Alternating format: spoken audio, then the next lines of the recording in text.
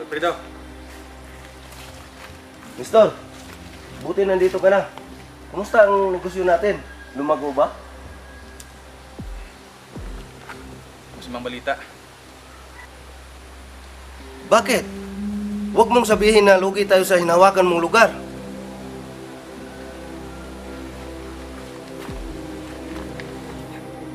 Oo, para gano'n na nga.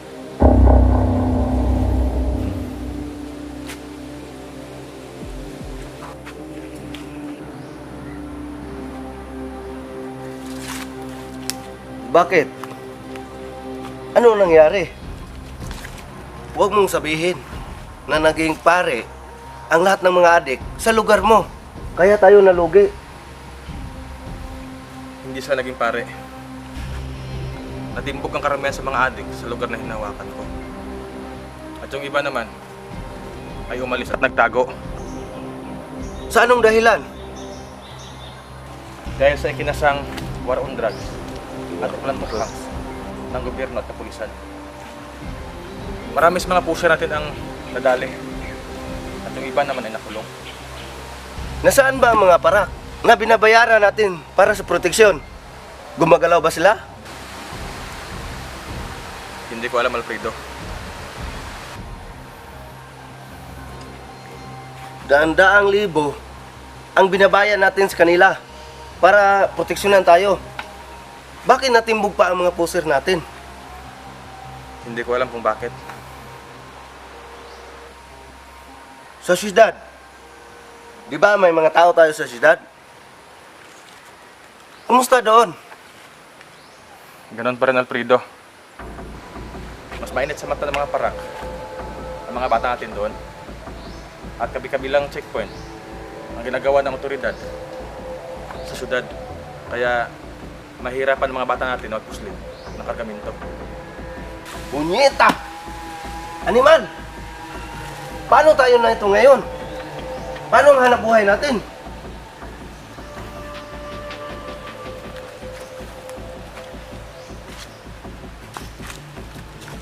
Yan din ang iniisip ko, Alfredo. Buti sana kung makakapagpuslit tayo kahit konti lang.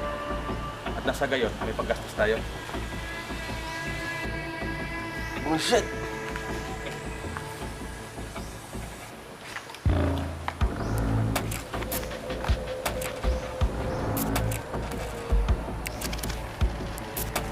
Si Coronel, tawagan mo. Ipaalam mo sa kanya anong nangyari. Sige.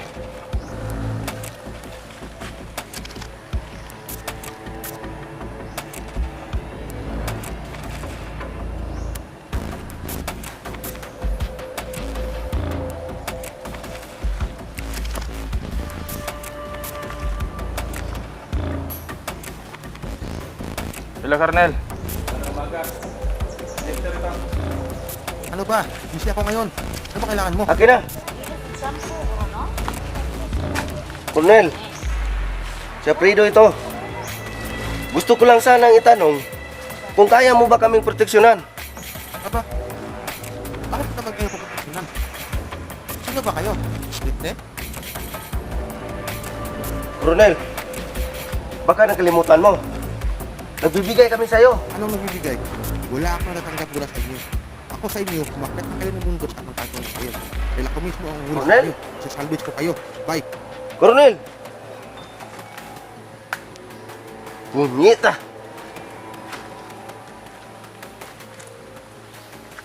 Ano sabi ni Colonel? Magtago na daw tayo. Dahil siya daw mismo ang huhuli sa atin. Kahit kailan, tayo talaga itong si Colonel. Inaasa na lang tayo. Alfredo, ano kaya gagawin natin? Ano pa ba? Hindi wala. Wala tayong pera. Wala nang negosyo natin. Tapos, Pati puhunan natin, wala na. Lumihinsa muna tayo. Kailangan natin magkapira ngayon. Paano? Pag-isipan mo. Sakay!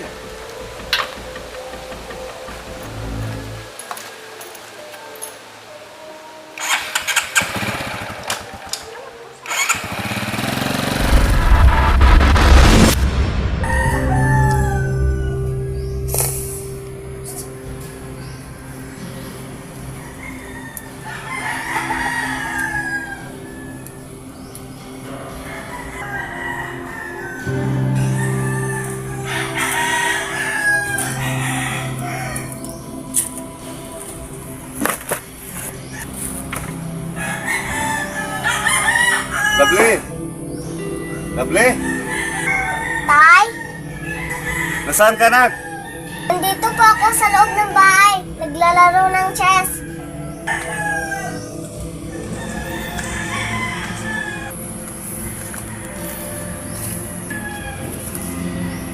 Ang galing mo na. Hindi naman po. Nagpa-practice pa lang po ako. Ah, Tay, dito ka. Laro tayo. sige ba? Pero, utusan mo na kita. Saan po? Utusan mo na kita, kay Tita mo Mirna. Inatin mo tong pera. Hiniram ko sa kanya kahapon. Sige po, itay. Akin na po. Sandali lang. 1,000 ito ha. Ingatan mo, baka mawala. Opo, itay. Sige na, umalis ka na. At sa pagbalik mo, maglalaro tayong dalawa ng chess. Oo? Oo, totoo. Sige na, bilisan mo. At mag-ingat ka. Sige po.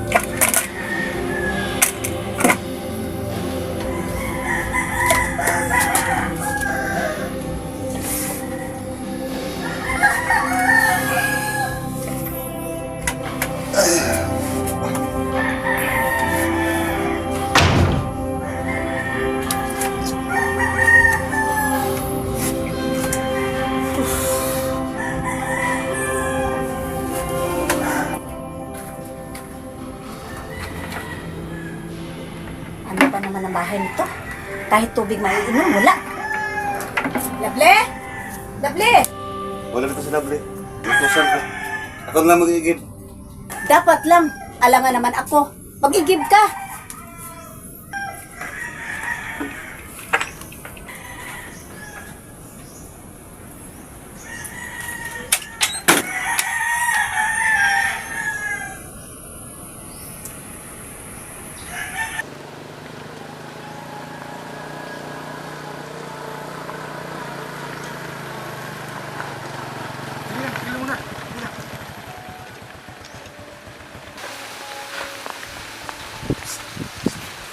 Sabi, sandali lang.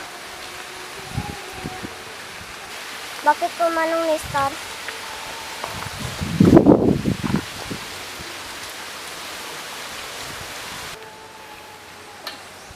Pira ba tong nasa kamay mo? Opo, pera po ito. Inutusan po ako ng tatay ko. Hindi ba ang pirang iyan ay para sa akin? Hindi po. Para po ito kay Manong Mirna. Lovely, kilala mo naman kami, di ba? Opo. Ibigay mo na sa kanya. Ayoko po. Papagalitan po ako ni tatay. Magkano ba yan? 1,000 po.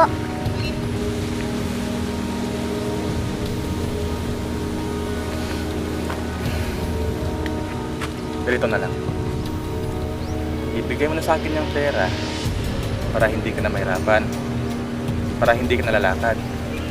Ako na lang mabibigay niyan kay Manang Mirna. Ayoko po.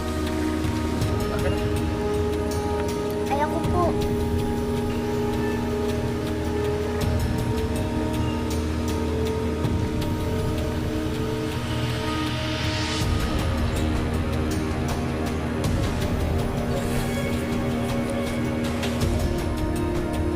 Akin na! Akin na! Akin na! Akin na! Akin na sabi! Si Lovely at ang dalawang adik. Ano kayang ginagawa nila?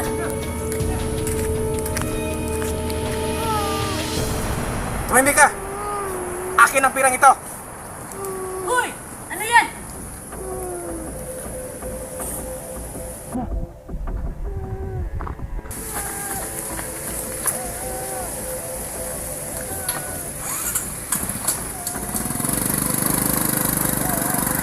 Lovely? Ano nangyari sa'yo? Sinaktan ka ba nila? Kinuha po na yung pera ko. Ano? Halika. Hayop talaga ang dalawang yun. Tayo na. Ihatid kita sa bahay niyo.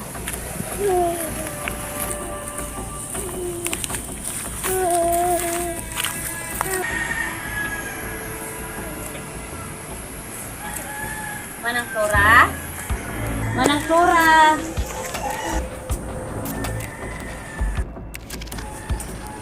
Manang Flora!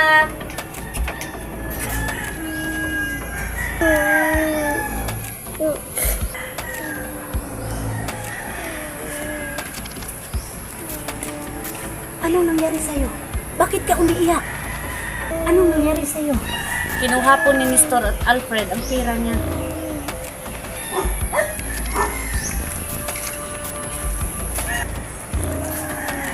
Lovely?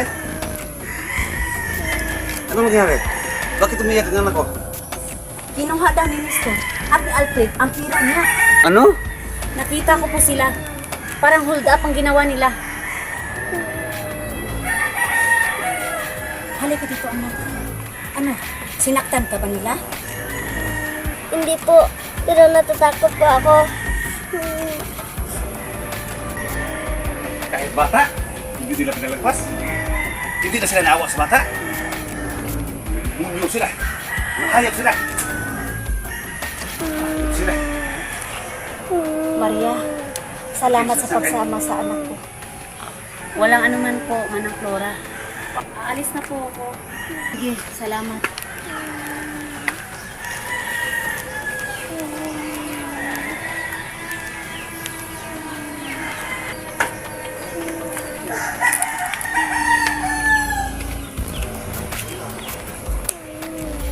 Halikan anak, pumasok na tayo sa loob.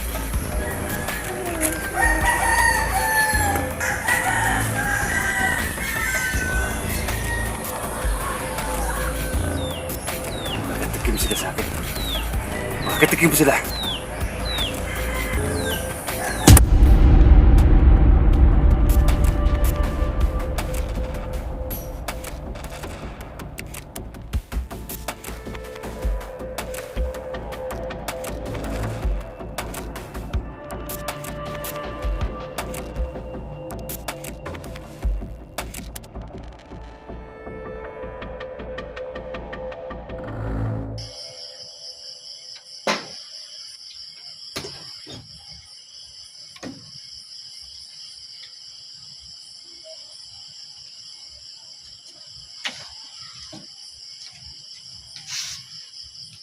Kumusta si Lovely?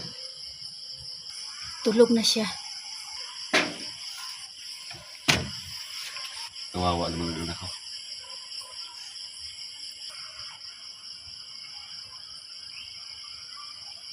Kanor, alam ko ang iniisip mo.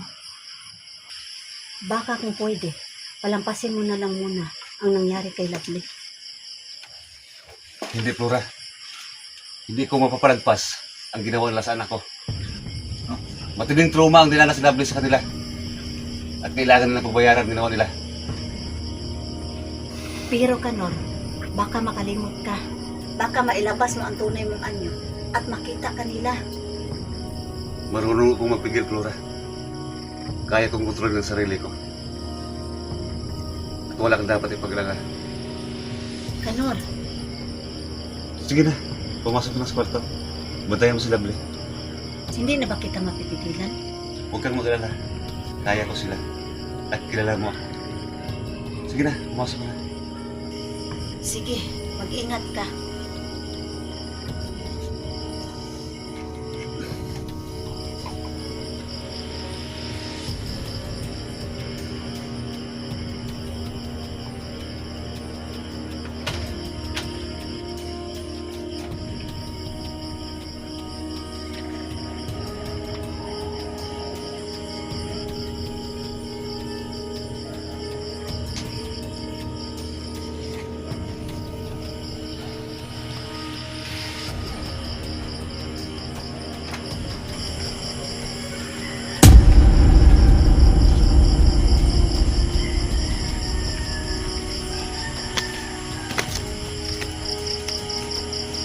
Katok at pakiusap ang kahulugan ng kontrobersyal na Oplan Tokhang nang ilunsad ito noong 2016. Pero ang dapat sana'y paraan para mahikayat ang mga drug suspect na magbago, nauwi sa dahas at pagkamatay ng mga hinihinalang may kinalaman sa iligal na droga. Kabilang ang asawa at ginanihara sa mga napatay sa Oplan Tokhang matapos umanong manlaban sa mga pulis noong July 2016. Naniniwala ka na sa akin. Nakasuhan ng murder ang Swerte dalawang pa tayo pulis na itinuturong Swerte pumatay paano? sa kanyang asawa at ina. Nakakatambay pa tayo. Pero hindi pa niya masabing nakamit na nila ang hustisya dahil Hindi, Nestor. hanggang ngayon, hindi pa rin nakukulong Kahit nandito ang tayo, dalawang pulis. Delikado pa rin tayo. Nagbabadyang bumalik Alam ng mga ang tao Oplan dito Tokhang. sa atin Anong kung ano bakit tayo. ang nangyari Maaari nila sa tayong asawa at isuplong. ina. Naranasan ko kung gaano kahirap. Yan ang wag na wag nilang gagawin. Napapasukin kayo na wala kayong ginagawa. Dahil kapag nalaman ko Mga anak ko na walang tatay. na may isa dito sa lugar natin ang suplong sa akin, Ibang tao. Wala Unahin naman ko daw sila. siyang magagawa kung ibalik Papatayin ng ko sila. pamahalaan ang Oplan Tokhang. Pero sana Magaling daw ka ay talaga, tuloy ng Nestor. pulis ang kanilang mga natutunan para mas Galing maging talaga ako. makatarungan Matagal ang na. paghuli sa mga lulong sa droga.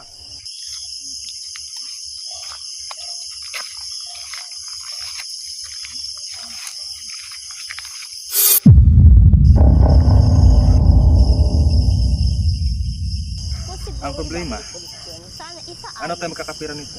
Yung tipong hanggat wala pa negosyo natin? may warrant pa pares na sila. Madali lang yan. Barangay, Ako ang bahala. takot na Dito may ko lang pala kayo makikita. sila.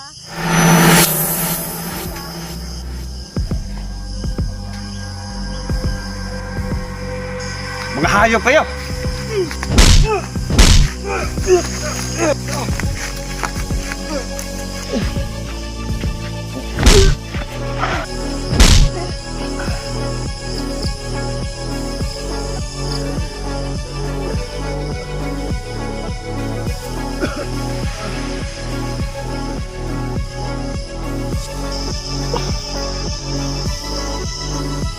Wag!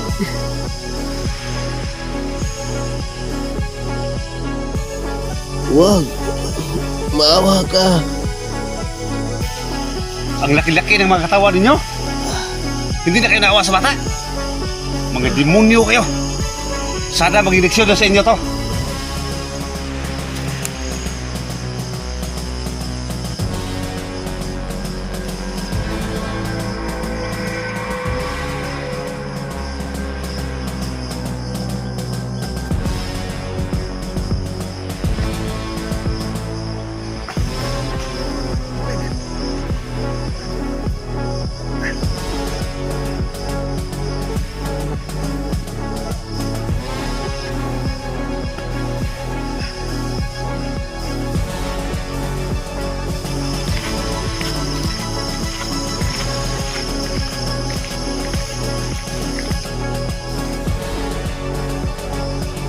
Sa atin yung kanon na yan.